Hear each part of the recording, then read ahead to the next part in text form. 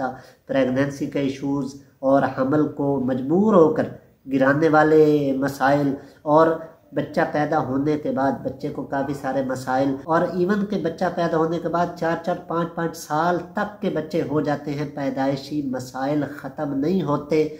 वजह क्या बन रही है?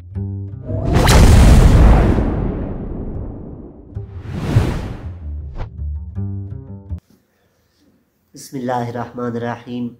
प्यारे मुसलमान भाइयों बहनों को आज बहुत अहम नसीहतें करने जा रहा हूँ. ये सवाल अक्सर किया जाता है कि हिजड़े क्यों पैदा होते हैं, और बिल्कुल जाहिर सी बात है, ये परेशानी वाली बात भी है कि एक अच्छे भले घर के अंदर जहाँ शौहर और बीवी भी सेहत के लिहाज से भी तंदुरुस्त हों, उसके बावजूद उनके घर में एक बच्चा पैदा हो जिसके अंदर औरत और मर्द दोनों की निशानियाँ, तो बहुत परेशानी वाली और बड़ी अजीब सी कैफियत होती है. मुख्तसर जवाब तो इसका ये है कि ये दीन की दूरी की वजह से, दीन इस्लाम की तालीमात पर अमल ना पैरा होने की वजह से होता है. लेकिन बहुत वाज़ेह वजह मैं आज आपके सामने जिक्र करने जा रहा हूँ. जी हाँ, इसी बात की कि घरों के अंदर हिजड़े, जिन्हें बाज़ इलाकों में खुसरे भी कहा जाता है, वो क्यों पैदा होते हैं, वजह क्या बनती है. तो आइए इन बातों को वजाहत से समाअत कीजिए, समझिए, सुनिए. सबसे पहले एक हदीस मुबारक जिक्र किए देता हूँ. किताब का नाम है लुक़्तुल मरजान. इमाम जलालुद्दीन सुयूती रहमतुल्लाह अलैह लिखते हैं, फरमाते हैं, हज़रत मुजाहिद का कौल है, इज़ा जामा रजुलु अहलहु, जब एक आदमी अपनी घर वाली के साथ मुजामत करे, वलम युसम्मी, और अल्लाह का ज़िक्र ना करे, यानी बिस्मिल्लाह पढ़े बग़ैर, अल्लाह ताला का नाम लिए बग़ैर अपनी अहलिया के साथ हम बिस्तरी करे, तो क्या होता है? इन तवल जानु अला इहलीलिही, रिवायत में है कि जिन उसके ज़कर के इर्द गिर्द लिपट जाते हैं. फ़जामा माहू, और मर्द के साथ साथ जिन्नात भी उसकी बीवी के साथ मुजामात कर रहे होते हैं.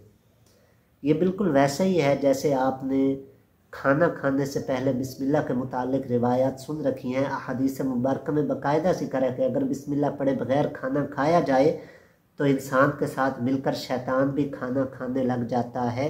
बिल्कुल इसी तरह अगर बिस्मिल्लाह पढ़े बगैर औरत से कुर्बत की जाए तो उसमें भी शैतान शरीक होता है, और इस कुर्बत के अंदर खलल डालता है, जिसकी वजह से बहुत सारे मसाइल, बहुत सारे दुनिया के अंदर मसाइल पैदा हो रहे हैं. आज बड़ी मशीनों पर चेकअप होते हैं, लोग पेट के अंदर बच्चे को, हमल को ज़ाया करवाने भागे हुए होते हैं. और ये सारी परेशानियां क्यों बन रही हैं? उसकी वजह यही है कि हम दीन की तालीमात को भूल चुके हैं. हमें यही नहीं पता कि शैतान भी हम बिस्तरी के वक्त साथ शामिल हो जाता है. और आज के नाम नहाद गैरतमंदों को भी मैं मुखातिब करूँगा. वो गैरतमंद जिन्होंने गैरत दीन से नहीं सीखी, अल्लाह बेहतर जानता है कहाँ से सीख ली, जिस गैरत के नाम पर वो अपनी बेटियों बहनों का, अपनी घरवालियों का कत्ल तक जायज़ समझ रहे हैं, माज़ अल्लाह.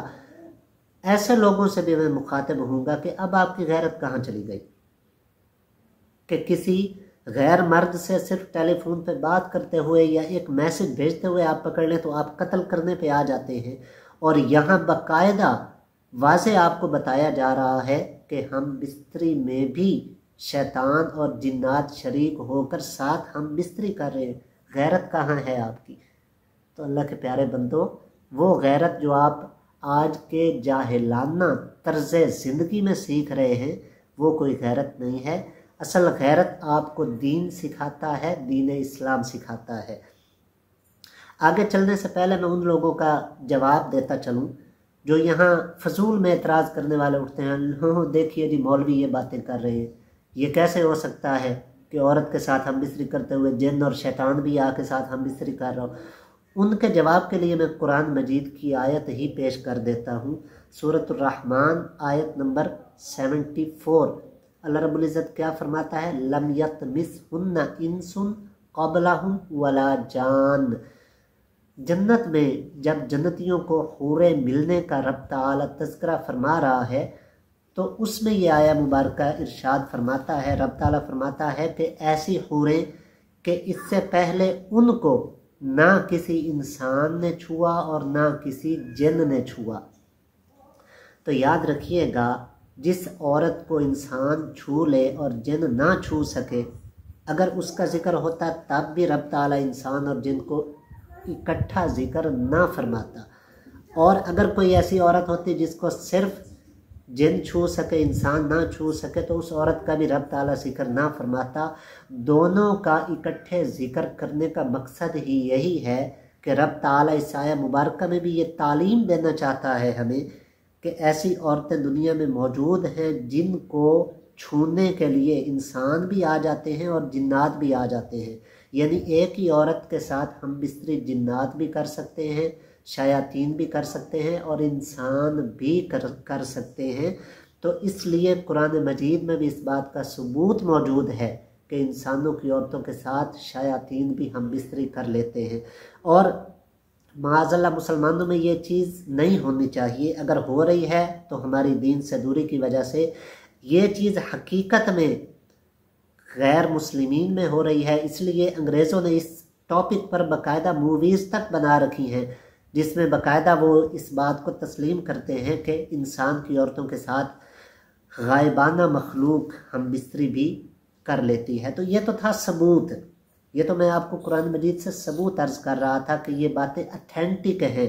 कुरान मजीद में और हदीस मुबारक में इनका हवाला मौजूद है कि इंसान की औरत के साथ जिस वक़्त ख़ुद इंसान हम बिस्तरी कर रहा है उस वक़्त जिन्नात शयातीन भी हम बिस्तरी करने पहुँच जाते हैं।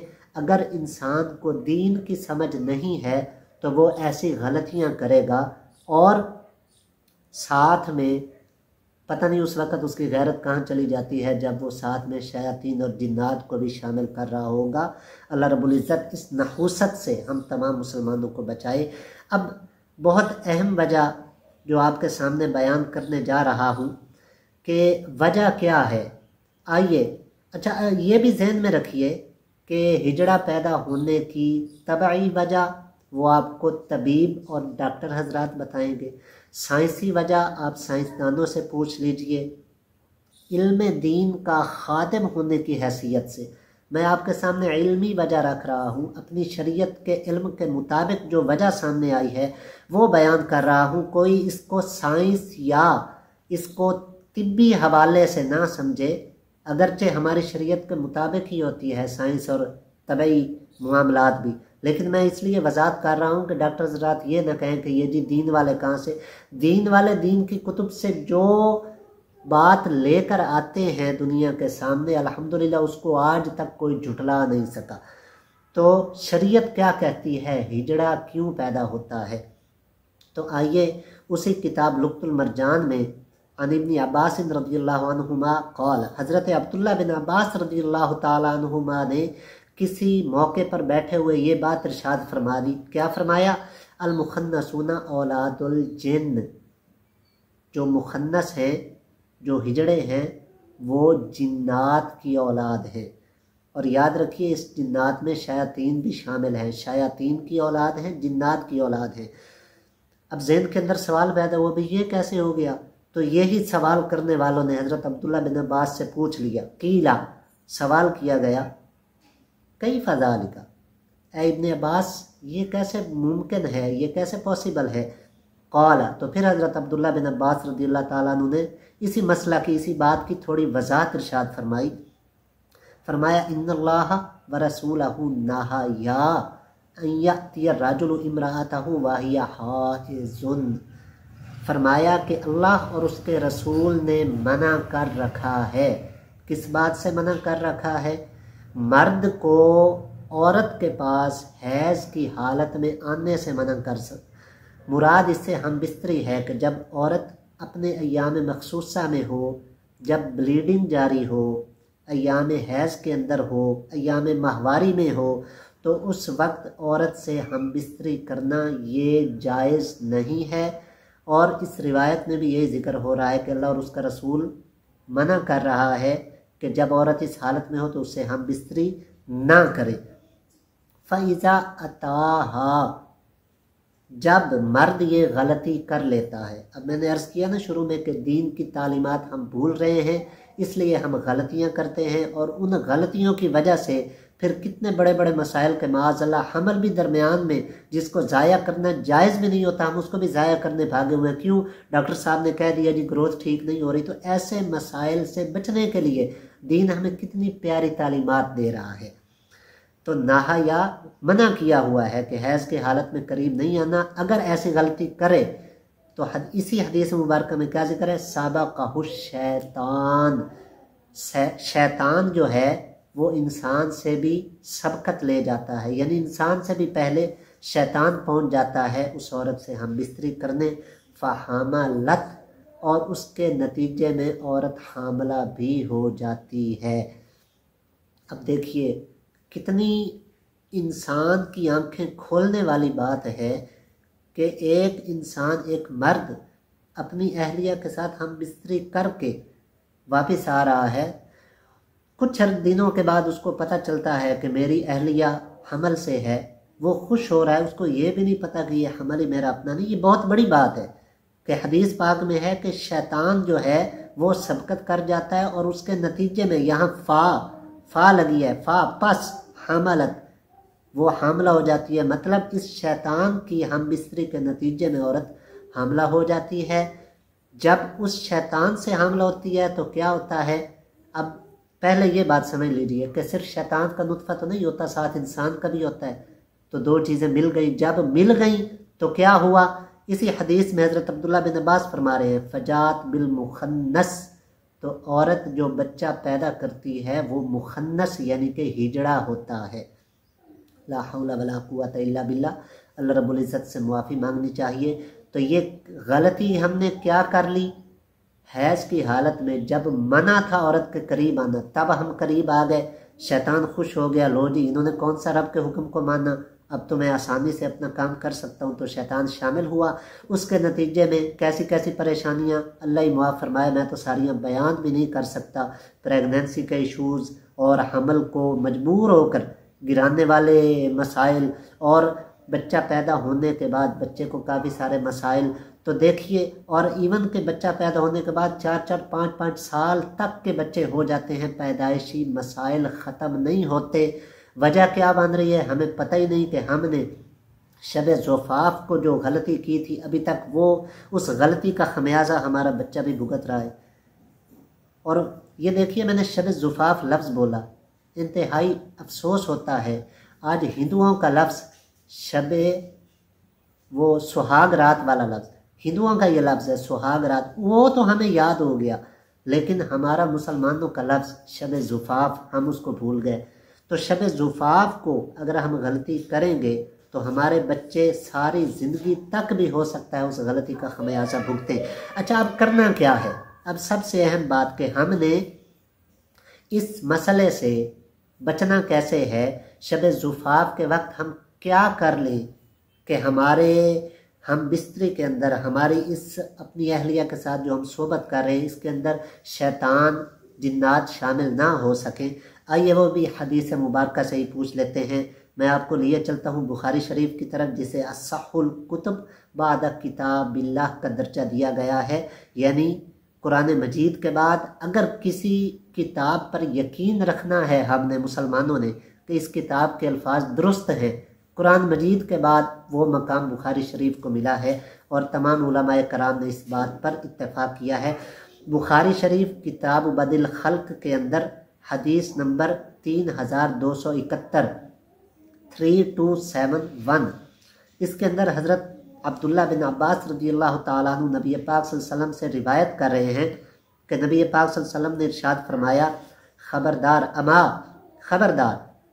اب یہ اتنی اہم بات ہے کہ شروع میں اما کا لفظ لگایا کہ توجہ کرنا، سماعت ذرا توجہ سے کرنا، بہت اہم بات بتائی جا رہی ہے۔ کون سی؟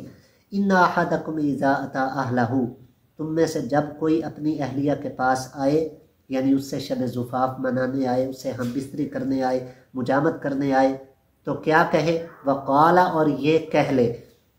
अब यहाँ एक दुआ बयान की जा रही है, और यकीन जानिए ये दुआ इतनी लंबी नहीं है। जो दूसरा कलमा अशहदु अल्ला इलाहा, ये कलमा भी शायद इस दुआ से बड़ा है, उस कलमे से भी छोटी दुआ है। तो ये सिर्फ दुआ याद करनी है, बस हमने इतना करना है, इस दुआ को याद करना है। दुआ के अल्फाज हैं, बिस्मिल्लाहि अल्लाहुम्मा जन्निबना शैतान व जन्निबिश शैतान मा रज़क़तना। आपके सामने दुआ आई हुई है, इसको तवज्जो से पढ़ लें, समझ लें, इसको याद कर लें। इसका तर्जमा भी मैं करके सुना देता हूँ। इसका तर्जमा यूँ है, अल्लाह के नाम से मैं शुरू करता हूँ। ऐ अल्लाह, शैतान को हमसे दूर कर, यानी हमें शैतान से बचा ले, और इस हम बिस्तरे के नतीजे में जो तू हमें औलाद अता फरमाए, उस औलाद को भी शैतान के शर से बचा ले। तो ये माना है इस दुआ का। तो आपने बस इतनी दुआ याद करनी है, बिल्कुल आसान सी, बिस्मिल्लाहि अल्लाहुम्मा जन्निबना शैतान व जन्निबिश शैतान मा रज़क़तना। बस यही दुआ अच्छी तरह याद कर लेनी है, इसको रट लेना है, ये आपको ऐसे अज़बर होनी चाहिए। फ़रूज़ी का हदीस में है कि अगर हम बिस्तरे के नतीजे में फ़रूज़ी का वाला दा कि अल्लाह ताला उनको औलाद अता फरमाए, दोनों मियाँ बीवी को, तो क्या होगा, लम यदुर्रुहु शैतान, उस औलाद को शैतान नुकसान नहीं पहुँचाएगा। सुभान अल्लाह, कैसी तालीमात हैं दीन इस्लाम की। तो जितने प्रेगनेंसी के मसाइल हैं, जितने बच्चे की पैदाइश के वक्त के मसाइल हैं, बच्चे के पैदा होने के बाद ऐसे ऐसे मसाइल के हम भागे हुए हैं जी, हमारा बच्चा रोना नहीं छोड़ता, हमारा बच्चा दूध नहीं पीता, हमारे बच्चे को पेशाब ठीक से नहीं आता, हमारे बच्चे को ये इशू, हम भागे हुए हैं कभी डॉक्टर के पास, कभी जाके पीरों फ़कीरों से हम तावीज़ ले रहे हैं। तो क्या ही अच्छा होता कि हम इस बात को समझ लेते और पहले से ही हम दीन इस्लाम की तालीमात को फॉलो कर लेते, उनको अमल पैरा हो जाते, तो हम इन बहुत सारे मसाइल से बच जाते। तो अगर आप चाहते हैं कि घरों के अंदर मज़ीद हिजड़े और खुसरे पैदा ना हों, प्रेगनेंसी के मसाइल ना हों, बच्चों को पैदाइशी मसाइल ना हों, तो बस ये दुआ याद कर लीजिए। और करना ये है कि कपड़ों से बाहर आने से पहले, बिस्तर पर जाकर जब कपड़ों से आप बाहर हो जाते हैं, उससे पहले आपने बावज़ू होकर ये दुआ पढ़ लेनी है। बस इतनी छोटी सी दुआ पढ़ने, बावज़ू ना हो सके फिर भी अल्लाह ताला कबूल फरमाता है, क्योंकि एक हदीस पाक के अंदर है, अल-मुमिनु ला यनजुसु, मोमिन तो नजस नहीं होता। तो अगर वज़ू नहीं कर सकते, बेहतर ये है कि वज़ू कर लें। वज़ू नहीं कर सकते, बिना वज़ू के ही ये दुआ पढ़ लें। उसके बाद आप अपना लिबास जो है उतार कर अच्छे तरीके से अपनी अहलिया के साथ हम बिस्तरी करें। इंशाअल्लाह हमल भी होगा, और इंशाअल्लाह बिना ऐब अल्लाह ताला आपको औलाद नरीना सालिया अता फरमाएगा। दुआ करते हैं कि अल्लाह ताला तमाम मुसलमानों को औलाद की नेमत अता फरमाए। वमा अलैया इल्लल बलाग।